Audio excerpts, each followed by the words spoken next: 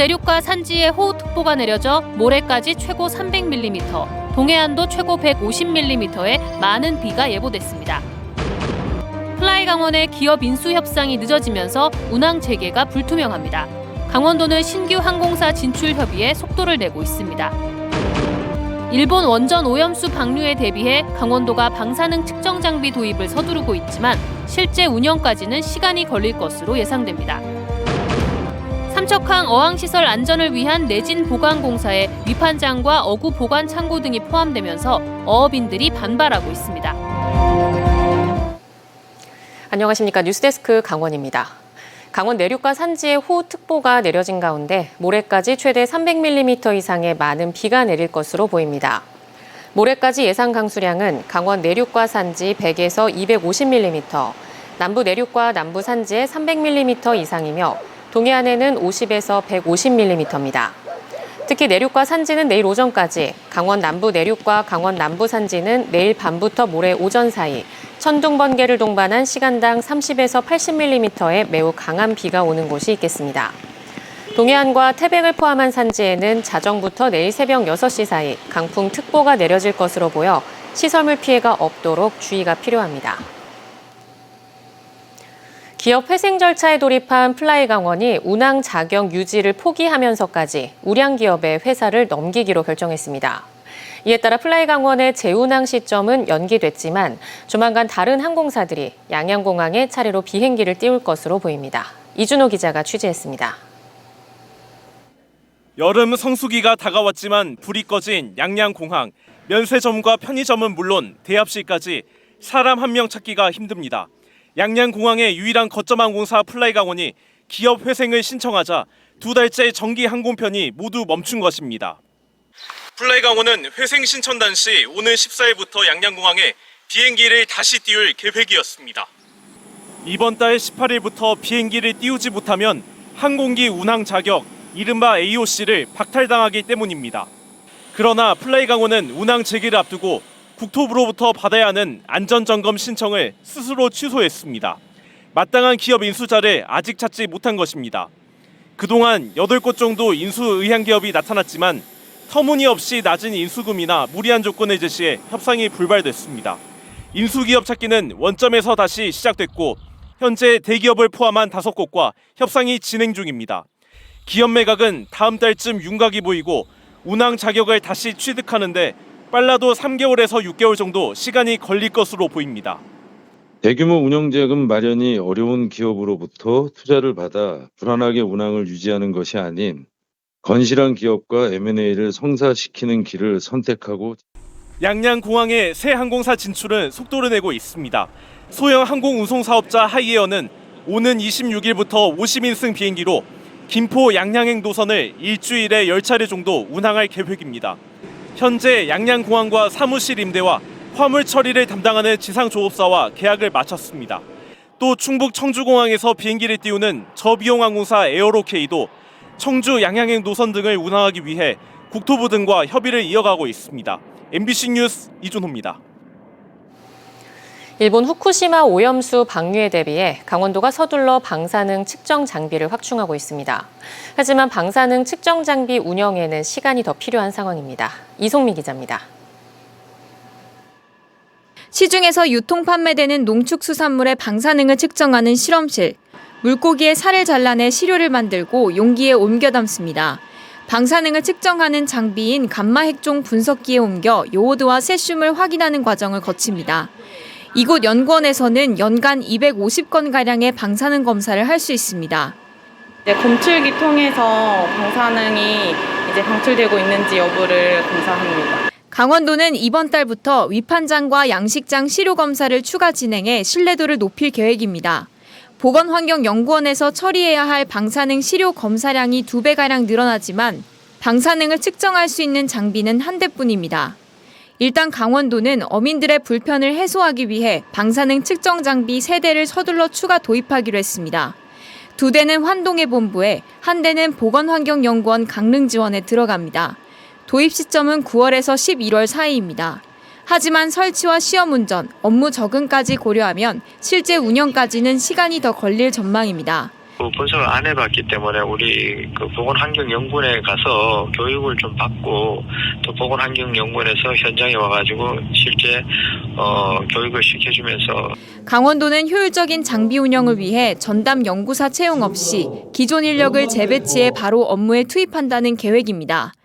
하지만 방사능 오염에 대한 우려를 없애기 위해서는 바닷물과 수산물 방사능을 측정 분석하는 전담부서 신설 등 체계적인 대응책 마련이 시급한 상황입니다. MBC 뉴스 이송미입니다.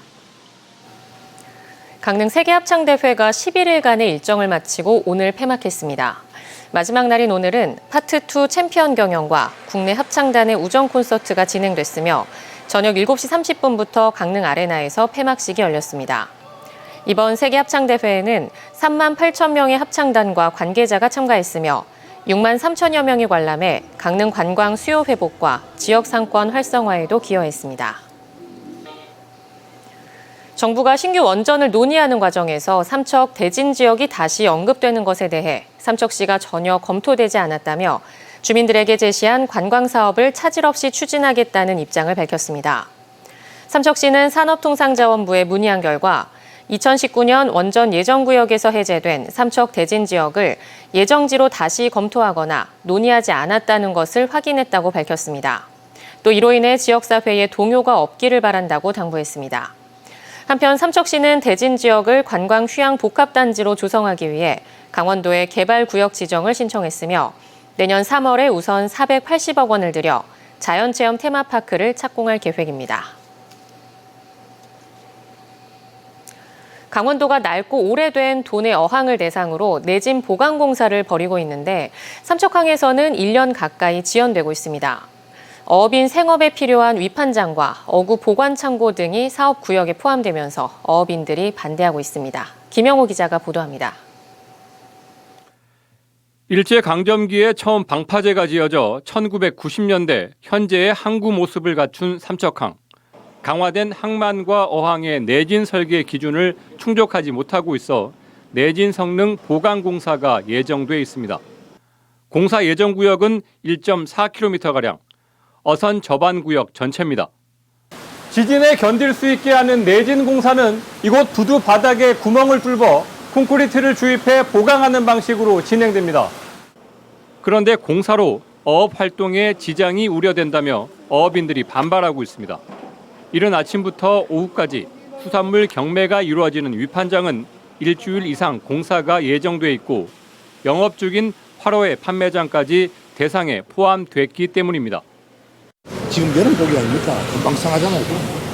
많이 좀 적을 해가지고 할 수 있는 방법도 있는데 아무 계획도 없이 물론 자기들 땅이라고 해가지고 그래 마음대로 했으면 안 되거든.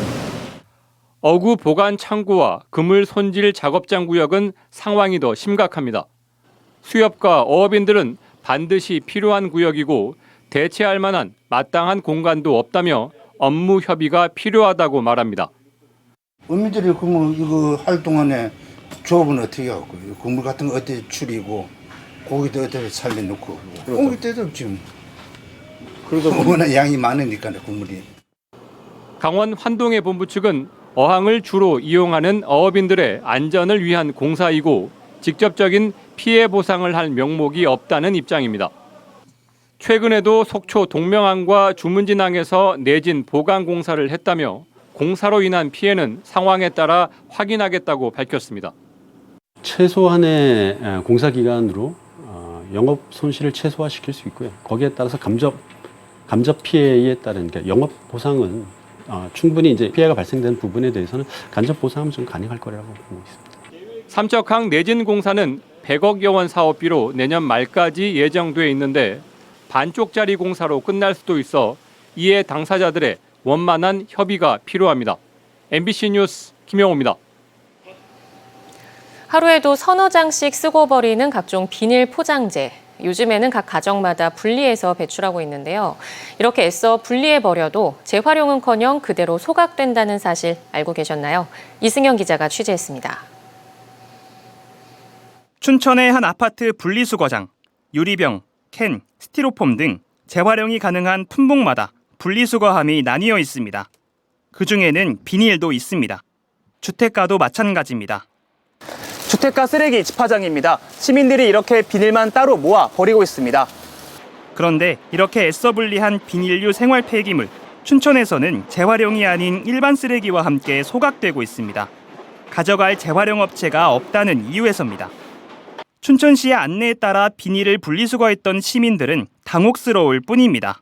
맨날 붙이는 게 분리수거하고 이건 이렇게 버리고 저건 저렇게 버려라 하면은 우리는 그 쓰레기도 일일이 다 따로 쓰레기통이 5개 집에. 춘천시는 페트병 같은 다른 재활용품은 돈을 내고 가져가는 재활용 업체도 비닐은 재활용 가치가 떨어져 가져가지 않는다고 설명합니다. 반대로 돈을 지불해야 가져가는 상황이기 때문에 더 경제적인 소각을 선택했다는 겁니다. 비닐 제품은 취급하는 업체가 많지 않고 매각 단가도 상대적으로 낮아 분리수거가 된다 하더라도 매각이나 수익 창출에 어려움이 있는 실정입니다. 이런 어려움은 춘천시만 겪는 게 아닙니다. 강원도 내 18개 시군 가운데 춘천시와 비슷한 이유로 비닐을 재활용하는 대신 소각하는 시군은 11곳에 달합니다. 하지만 지자체별로 예산을 세워 위탁업체에 처리를 맡기거나 자체 시설을 정비해 연료로 재활용하는 시군도 있습니다. 적어도 분리 배출된 것들이 대해서는 소각이나 매립장으로 가지 않도록 지자체가 좀 철저하게 관리하는 모습을 보여줘야 현재 분리 배출 체계가 유지가 되거든요. 춘천시는 내년까지 폐비닐을 연료로 바꿀 수 있는 열분해 시설을 만들 예정이라고 밝혔지만 그때까지 시민을 향한 의미 없는 비닐 분리수거 요구는 계속될 전망입니다. MBC 뉴스 이승현입니다. 보건의료노조가 오늘과 내일 총파업을 벌이는 가운데 도내에서도 5개 의료원을 포함해 11개 의료기관 일부 노조원들도 참여했습니다.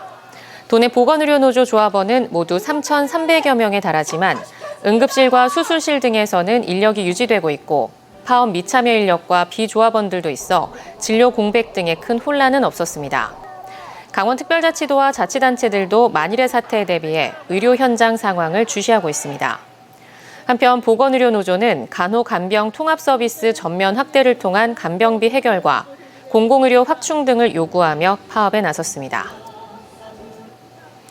삼척 블루파워 석탄 육상운송 저지 공동대책위원회가 오늘 기자회견을 열고 삼척시와 동해시는 산업통상자원부에 철회 요청 공문을 발송하라고 요구했습니다.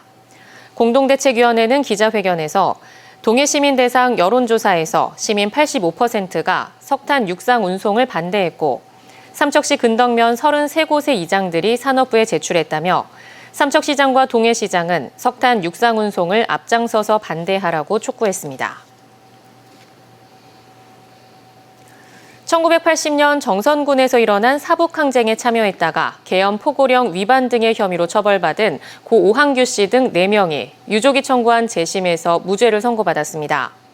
춘천지방법원 원주지원 형사 1부는 이들이 수사기관의 고문 등으로 허위 진술을 강요받은 사실이 인정된다며 무죄를 선고했습니다.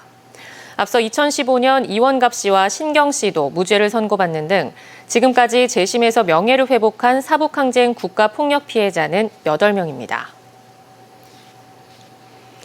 강원도가 여름철 주요 물놀이 장소에서 민방위 경보시설을 활용해 안전수칙 방송을 실시합니다.